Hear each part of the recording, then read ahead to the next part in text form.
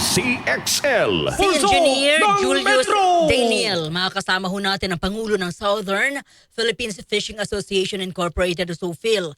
Engineer, live kayo sa RMN DCXL Manila, si Radyo Man Lourdes. Magandang hapon po. Magandang hapon. Engineer, ano po itong SOFIL? Ano po yung kanyang ginagawa? Ilan yung mga members? Para po meron lang kaming konting background. Sige po. So, kami po sa SOFIL. SOFIL is a abbreviation lang po. Southern Philippines Fishing Association. Yung buong pangalan namin. So, si SOFIL is composed of 17 members. 7 sa member namin. Pangunahing pinifish nila is sardine. And 10 naman yung sa fresh market. Nagsusupply kami from Visayas to Mindanao. And then, yung sardinas naman natin, yun yung sinusupply natin sa canning factory. Oh. And umaabot ito hanggang nationwide. And Zamboanga City is also called as the sardines capital ng Philippines. Okay. Dahil about 80% ng supply galing dito sa amin, sa Zamboanga City. Ito po yung sinasabi yung 17 companies. Yes, ano po yun? 17 companies na member ng SOFIL. Yes. Oh, Yes po, 17. Sa nangyayari pong krisis ngayon sa langis, ramdam naman ho ng buong mundo at higit tayo, ano po ang epekto nito sa inyong mga negosyante at nagsusupply sa amin ng mga mackerel sardinas? Hello po. Pwede pong paulit. Ay, sir, sa nangyayari pong krisis ngayon sa buong mundo, naapektado rin ho tayo. Ano po yung epekto nito, partikular sa inyo pong gumagawa po sa inyong negosyo na pagsasardinas? First po, affected kami sa fuel expense namin. Sa fishing, sa pangingisdaan din sa fishing industry, at least 70% ng operational expense natin is fuel. So kapag umakyat yung diesel, malaking pahirap na agad ito sa amin. Especially ngayon, from before nung war, nasa 60 to 62 pesos lang kami dito. And ngayong panahon, ngayong linggo, nasa 130 to 150 yung litro ng diesel. Ang laking diferensya nun, it's almost times 3, malapit times 3. So, meaning, times 3, agad yung dumagdag sa operational expense namin. Opo. So, engineer, pwede bang nagtaas ho ba kayo ng inyong produkto or may mga kasamaan ho ba kayong inisip na pansamantalang magtanggal ng tao or magsara? Ano ho ba yung, sabi nyo kanina, napakalaking epekto nito sa inyo. Ano ho ba yung mga plano ho ng grupo ho ninyo? Sa ngayon po, mga band-aid solutions lang yung nagagawa namin. Dahil as far as we can go, between the companies and between sa industriya lang yung kaya namin. Kailangan talaga namin yung suporta din ng gobyerno natin. So far yung nagagawa namin, nagbawas kami ng mga barko. So, to conserve, to be efficient sa pagpapangisda namin. Example, dati nakakapagpalabas yung isang kumpanya ng 10. Ngayon, kalahati na lang, 5 na lang. Pero yung catch nun dapat yung huli ng 10, pareho yung mahuhuli niya sa 5 para ma-recover niya yung fuel cost. And, opo. Ay, go ahead, sir, go ahead. And yung din, sa presyo naman, pinakikiusapan namin yung mga canning factories. Mag-increase naman kayo kahit konti. Kasi para mabuhay din kami. Kasi sa sobra-sobra ng increase ng fuel, hawak na or di na talaga namin kaya. Konti na lang, mag-shutdown na sana kami. So far, yung ibang canning factories, nakakapag-increase naman sila kahit konti. Pero may limit lang din talaga sila Dahil na-explain naman din nila sa amin kung ano yung dahilan. Isa yung DTI price free. Binabawalan din sila mag-price increase. So, din nila ma-accommodate yung fuel increase Oh, na apo. no. Engineer, yung mga ayuda na binibigay ngayon ng pamahalaan, i-correct niyo po ako, parang sana maisama din naman kayo. Ayuda galing sa gobyerno natin. Opo. So far, wala kaming natatanggap na ayuda ever since. Yung industriya natin, yung commercial fishing sector, walang any form of subsidy natatanggap sa gobyerno natin. So ang appeal niyo Even during crisis. Oo nga, naintindihan ko, engineer. Actually, kayo at saka yung mga panadero, same yung panawagan ninyo. Wala naman kaming ayuda pero kasama kami sa higit na naapektuhan din tulad ng mga drivers. Engineer, sa ngayon, ano po ang inyong apila sa ating pamahalaan? Kasi mas hindi ho namin kakayanin kapag kayo po ay magsara. Yes po. Yung apila namin is bilisan nila yung aksyon. Kasi isang buwan na, wala pa rin kaming nararamdaman na tulong o programa ba na ibigay nila. Wala pa rin.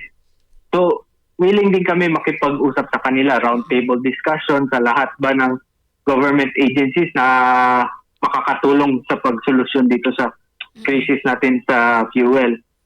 Opo. And mga senators po ba or congressman, kahit sino po para ma-actionan lang po natin yung fuel crisis natin. Pero And kayo next- ba, engineer, sumulat na ba kayo sa palasyo para or sa DTI para baka pwede magkaroon tayo ng meeting kasi hindi lang naman yung mga tsuper ang nangangailangan, kami rin.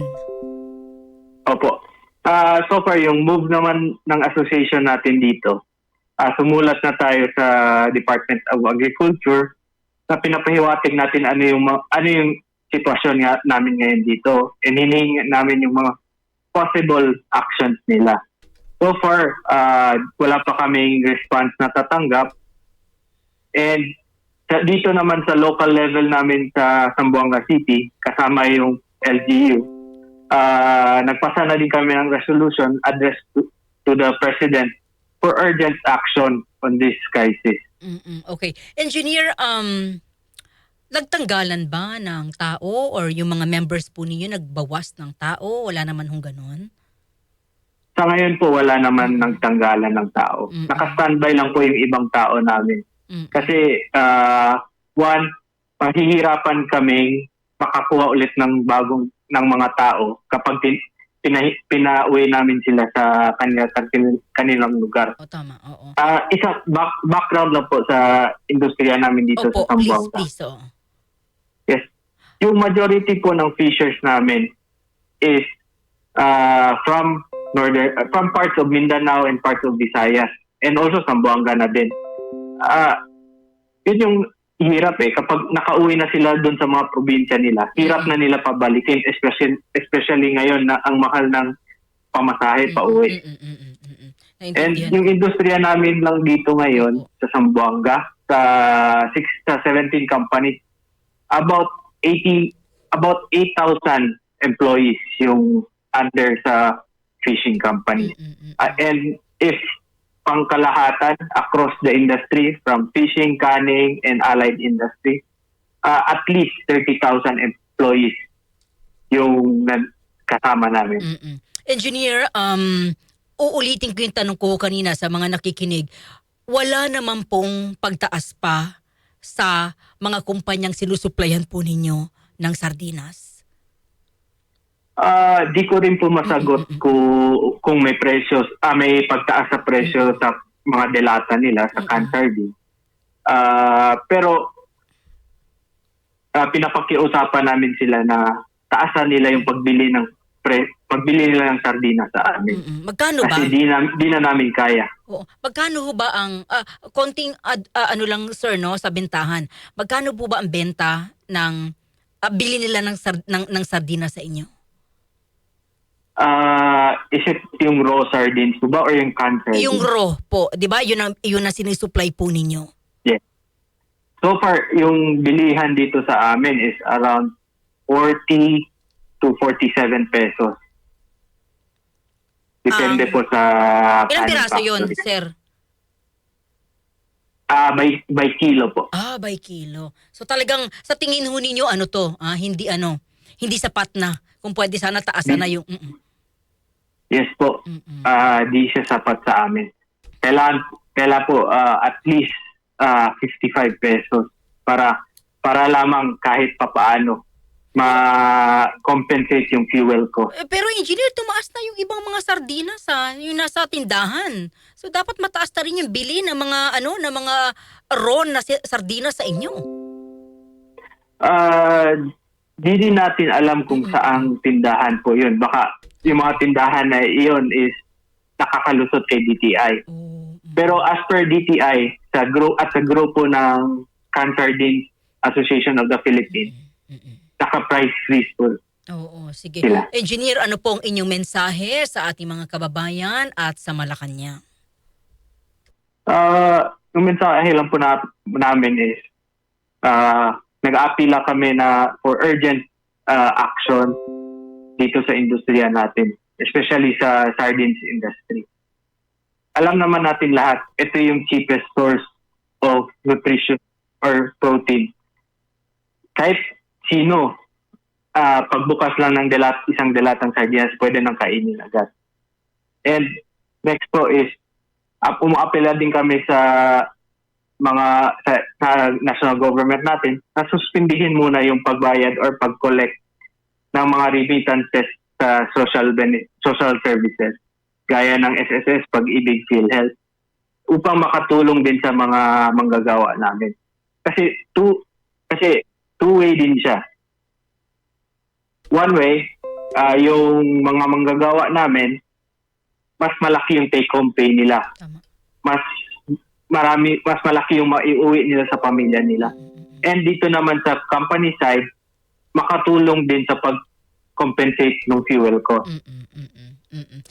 Engineer, yes, go ahead sir, go ahead. And lastly po, Yes, go ahead. inaapilahan din namin na temporary babaan or tanggalin muna natin yung VAT sa diesel or sa fuel. Kasi ang laking tulong nito kapag natanggal yung VAT sa diesel. Kahit sa industriya lang ng agrikultura at saka pangingisda. Kahit doon lang muna tayo para food secured pa rin yung Pilipinas.